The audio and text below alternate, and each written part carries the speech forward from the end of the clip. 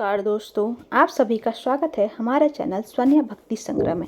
यहाँ हम धर्म, व्रत कथा, पूजा पाठ, स्वास्थ्य और जीवन से जुड़ी महत्वपूर्ण जानकारी सरल और सच्चे रूप में आपके साथ साझा करते हैं। हमारे उद्देश्य है कि आप तक सभी जानकारी सही से पहुँचे और जीवन में सुख शांति और सकारात्मकता बनी रहे। अगर आपको ऐसी ही उपयोगी जानकारी पसंद हो तो हमारे साथ जुड़े रहें। धन्यवाद। व्रत कथा। कंचनपुर नगर में बुढ़िया थी। उसकी बुढ़िया के 7 बेटे थे। सभी का विवाह हो चुका था। 6 बड़े बेटे तो काम करते थे, लेकिन 7वां बेटा अभी कोई काम नहीं करता था। सुबह उठकर स्नान आदि से निवृत्त होकर 6 बड़े बेटे रसोई में बैठकर भोजन करते और फिर अपने काम पर चले जाते। बुढ़िया अपने उन बेटों को अपने हाथ से खीर, पूड़ी, हलवा आदि बढ़िया बढ़िया व्यंजन बनाकर खिलाती थी। 7वां बेटा घूप धूप निकलने पर बिस्तर से उठता, फिर स्नान करके भोजन करने के लिए रसोई में बैठ जाता। बुढ़िया दूसरे बेटों का बचा हुआ खाना एक थाली में रखकर उसे दे देती थी। 7वां बेटा उसी भोजन को खुश होकर खा लेता था। भोजन करके वह घर से निकलता और अपने दोस्तों के साथ घूमने फिरने लगता।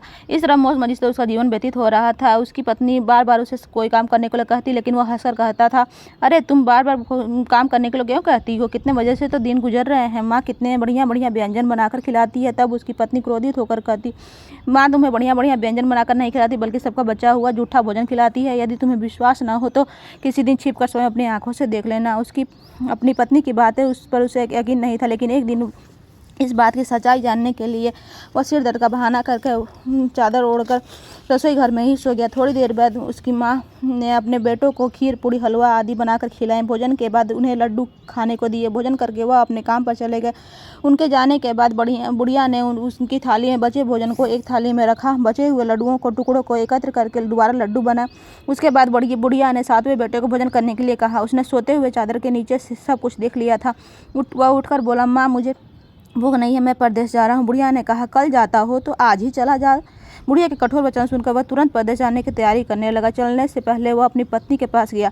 उसकी पत्नी गौशाला में गोबर के कंडे पाथ रही थी। उसने जाकर अपनी पत्नी से कहा, हम जावे परदेश को, आवेंगे कुछ काल, तुम रहियो संतोष से, धर्म आपन पाल। अपने पति के वचन सुनकर कुछ गंभीर स्वर में पत्नी बोली, 2 निशानी आपनी देख धरू में धीर, सुधीमती हमरी बिसारियो रखियो मन गंभीर। अपनी पत्नी के वचन सुनकर वह बोला, मेरे पास निशानी के लिए बस एक अंगूठी है, इसे अपने पास रख लो, लेकिन अब तुम भी अपनी कोई निशानी मुझे दे दो, ताकि मैं परदेश में उस निशानी को देखकर तुम्हें याद कर सकूं।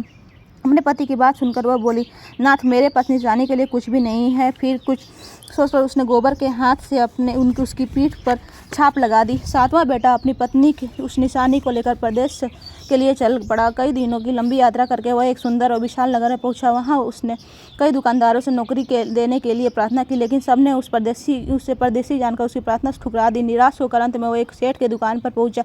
उसने सेठ से भी नौकरी देने की प्रार्थना की। सेठ को एक नौकर की जरूरत थी। उस सेठ ने उसे तुरंत नौकरी पर रख लिया। उस दिन उसकी बहुत बिक्री हुई और वह उस लड़के से बहुत खुश हुआ। कुछ ही दिनों में उसने सेठ का सारा काम संभाल लिया। उसके व्यवहार से आने वाले ग्राहक बहुत प्रसन्न थे। सेठ का व्यवसाय तेजी से चलने लगा। उसने उसकी मेहनत और ईमानदारी देखकर उसे अपना हिस्सेदार बना दिया। कुछ ही महीने में उस लड़के ने बहुत सा धन कमा लिया। संयोगवश कुछ समय बाद सेठ को उस नगर को छोड़कर दूसरे किसी नगर में जाना पड़ा था। सेठ अपना हिस्सा लेकर दुकान उस लड़के को देकर चला गया। अब सारे व्यवसाय का मालिक वो लड़का बन गया। उधर बुढ़िया ने लड़के की पत्नी को बहुत दुख देने शुरू कर दिया। वह हर समय बहू को जली कटी सुनाती रहती।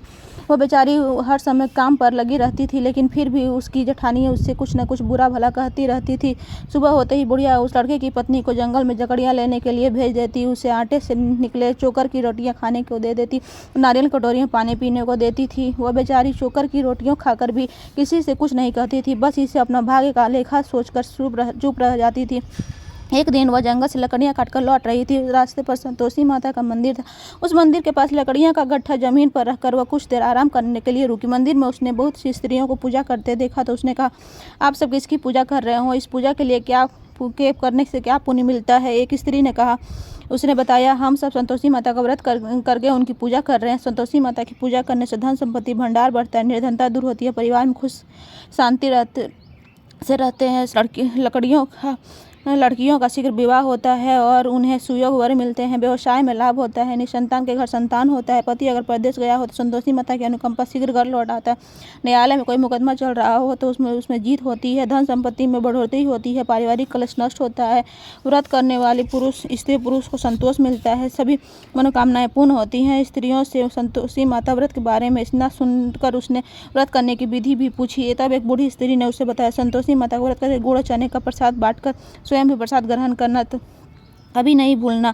संतोषी माता गुड़ और चने से की गई पूजा से प्रसन्न होती है। संतोषी माता का व्रत शुक्रवार को ही किया जाता है। शुक्रवार को सूर्योदय से पहले उठकर स्नान आदि से निर्मित होकर संतोषी माता के मंदिर में जाकर पूजा करके व्रत कथा सुननी चाहिए। मंदिर में न जा सको तो घर के किसी कमरे में संतोषी माता की मूर्ति या चित्र रखकर छोटा सा मंदिर बनाकर पूजा करनी चाहिए। व्रत करने वाले को उस दिन कोई भी खट्टी चीज़ या खट्टे फल नहीं खाने चाहिए। घर में किसी को खट्टी चीज़ नहीं खानी चाहिए। संतोषी माता के व्रत के बारे में सभी बातें पूछकर सातवें बेटे की बहू ने मन में निश्चय किया कि आज सारी लकड़ियाँ बेचकर गुड़ और चने खरीद कर आने वाले शुक्रवार को संतोषी माता की पूजा अवश्य करूंगी।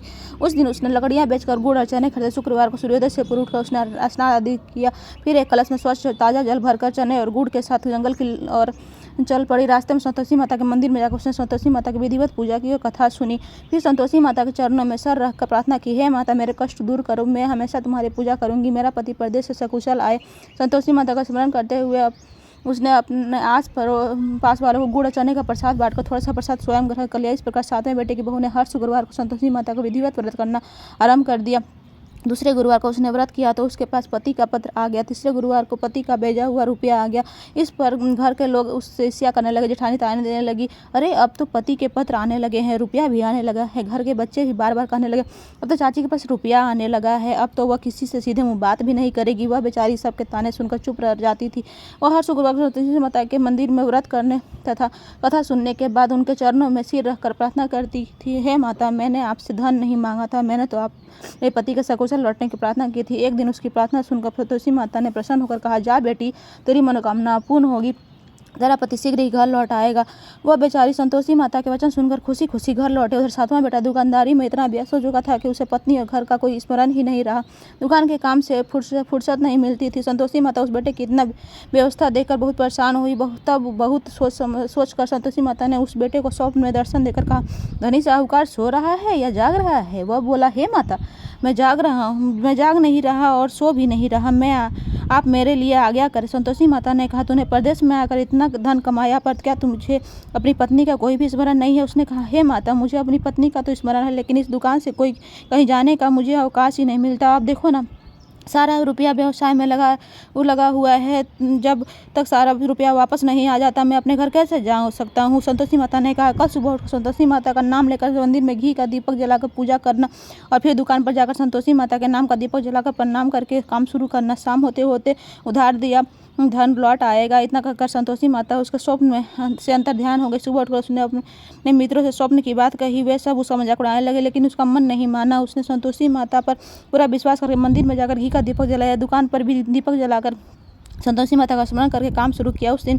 संतोषी माता की अनुकंपा सचमुच चमत्कार हो गया। उधार सामान ले गए लोग जल्दी जल्दी रुपया लौटाने आने लगे। देखते ही देखते रुपए का ढेर लग गया। शाम तक सारा धन लौट आया। दुकान का सारा सामान भी हाथों हाथ बिक गया। सब संतोषी माता को नमस्कार करके वो अपने घर लौटने की तैयारी करने लगा। उधर सातवें बेटे की पत्नी प्रतिदिन की तरह जंगल से लकड़ियाँ काट कर घर की ओर लौट रही थी। लकड़ियों की बोझ अधिक होने के कारण उसने मंदिर के पास गट्ठर उतार कर मंदिर के चबूतरे पर बैठकर थोड़ा सा विश्राम किया। तभी उसे दूर से धूल उड़ती दिखाई दी। उसने संतोषी माता से पूछा, हे माता आज यह धूल कैसे उड़ रही है? माँ ने प्रसन्न होते हुए कहा, आज तुझे तेरी पूजा का फल मिलेगा। तेरा पति प्रदेश से लौट रहा है, यह धूल उसके लौटने से उड़ रही है। अब तू इन लकड़ियों के 3 हिस्से कर, एक हिस्सा नदी के किनारे रख, दूसरा हिस्सा मंदिर में रख दे और तीसरे हिस्से को सिर पर रखकर घर ले जा। तेरा पति लकड़ियाँ देखकर रुकेगा, लकड़ियाँ जलाकर भोजन बनाकर खाएगा और फिर घर जाएगा। तू घर पहुंचकर लकड़ियों का गट्ठर आंगन में डालकर कहना, सासू जी लकड़ियों का गट्ठर ले आई हूँ, चोकर की रोटियों और नारियल की कटोरी में पानी दे दो।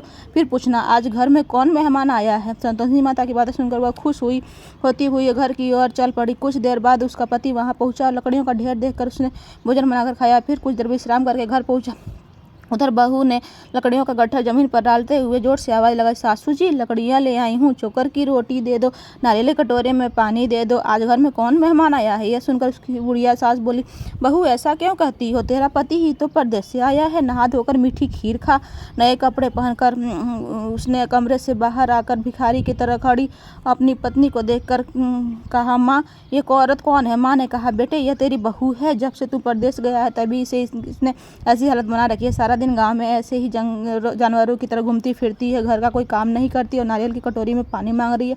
सातवा बेटा गंभीर होकर बोला, माँ मैंने इसकी सारी बातें स्वयं अपने कानों से सुनी है, मुझे बराबर वाले दूसरे घर की ताला दे दो, मैं उसी घर में रहूँगा।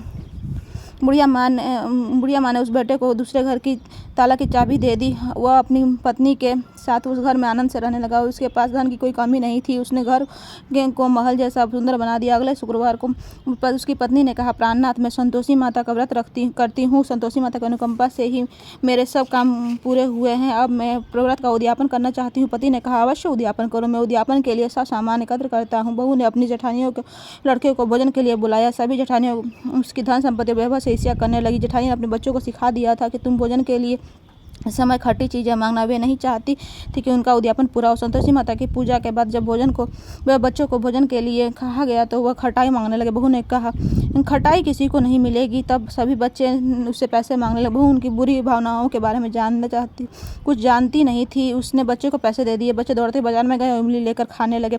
बच्चों को पैसे देने और उनके इमली खाने संतोषी माता क्रोधित हो गए। उनके प्रकोप से उसी समय राजा के सैनिक सातवें बेटे की दुकान पर पहुंचे और उसे पकड़कर ले गए। भोली बहू रोने लगी। जेठानियाँ ताना देने लगी, अरे बेईमानी से कमाकर धन लाया था इसलिए राजा के सैनिक पकड़ कर ले गए, अब बंदी गृह में रहना पड़ेगा, सारा धन भी छीन लेगा। सातवें बेटे की बहू रोती हुई संतोषी माता के मंदिर गई और उनके चरणों में सिर रखकर प्रार्थना करने लगी, हे संतोषी माता, मुझसे कौन सी भूल हुई थी, आपने किस अपराध की इतनी बड़ी सजा दी है। संतोषी माता ने तुरंत प्रकट होकर कहा, बेटी तूने उद्यापन में बच्चों को पैसे देकर बहुत बड़ी भूल की थी। उन पैसों से बच्चों ने खटाई खाकर तेरे व्रत को नष्ट कर दिया। बहू रोते रोते बोली, माँ मुझे क्षमा कर दो, मैं बच्चों की बातों में यह भूल गई थी कि अब मैं दोबारा उद्यापन करूंगी, अब कोई भूल नहीं होगी। संतोषी माता ने कहा, जब तू दोबारा विधि व्रत उद्यापन करेगी तो तेरी मनोकामना अवश्य पूर्ण होगी। मंदिर से लौटते समय रास्ते में उसका पति वापस आता हुआ मिल गया। बहू ने पूछा, राजा के सैनिक आपको क्यों पकड़ कर ले गए थे। वह हंसते हुए बोला, मैंने इतना धन कमाया था, उनका टैक्स नहीं दिया था, इसलिए राजा ने मुझे बुलाया था। अगले शुक्रवार को उद्यापन के लिए बहू ने लड़कों को भोजन के लिए बुलाया। उधर जेठानियों ने पुनः अपने लड़कों को भोजन के खटाई मांगने के लिए सिखा दिया। संतोषी माता की पूजा के बाद गुड़ और चने का प्रसाद बांटकर बहू ने स्वयं भी प्रसाद ग्रहण किया। बच्चों को जब भोजन के लिए बैठाया और खीर पूड़ी हलवा खाने के लिए कहा तो वह बोले, हमें खीर हलवा नहीं चाहिए, हमें तो खट्टी चीज़ें खाने को। तो बहू ने कहा, किसी को खट्टी चीज़ें खाने को नहीं मिलेगी, मैं तुम्हें पैसे भी नहीं दूंगी, खीर पूड़ी हलवा खाना है तो खाओ। बच्चे नहीं माने तो उसने उन बच्चों को भगाकर ब्राह्मण के बच्चों को बुलाकर भोजन कराया। दक्षिणा में उन बच्चों को मीठे फल खाने को दिए। उसके उद्यापन संतोषी माता बहुत प्रसन्न हुई। उनके अनुकंपा से बहुत शीघ्र ही गर्भवती हुई। 10वें महीने उसने एक सुंदर पुत्र को जन्म दिया। बहू प्रतिदिन उस बेटे को संतोषी माता के मंदिर ले जाने लगी। कुछ दिन के बाद संतोषी माता ने सोचा, मैंने इस जीवन के सभी सुख दिए हैं, अब इसकी परीक्षा लेकर देखती हूँ। यह सोचकर संतोषी माता ने बुढ़िया को धारण किया। लाठी लेकर टेकती हुई बहू के घर पहुंची। बुढ़िया के सारे शरीर पर मक्खियाँ भिनभिना रही थी। उसे देख सभी मुंह सिकोड़ने लगे। बुढ़िया ने जाकर दरवाज़ा खटखटाया तो बहू की सास ने दरवाज़ा खोला और उसे देखते ही जोर से चिल्लाने लगी, अरे लड़कों, इस गंदी बुढ़िया को भगाओ, मुझे तो ये कोई चुड़ैल नजर आ रही है, इसे भगाओ नहीं तो यह किसी को खा जाएगी। लड़के उठकर भागे और उन्होंने अपने घर के दरवाजे और खिड़कियां बंद कर ली। छोटी बहू घर बराबर वाले घर की खिड़की से उस बुढ़िया को देख रही थी। उसने जल्दी से दरवाज़ा खोला, बुढ़िया के पाँव छूकर अपने घर ले आई। सास ने उसे रोका तो बहू बोली, आज तो बहुत खुशी का दिन है, मेरी संतोषी माता मेरे घर आई हैं। छोटी बहू का बेटा दूध पीने के लिए रो रहा था। बहू ने उसे दूध भी नहीं पिलाया और संतोषी माता की सेवा में व्यस्त हो गई।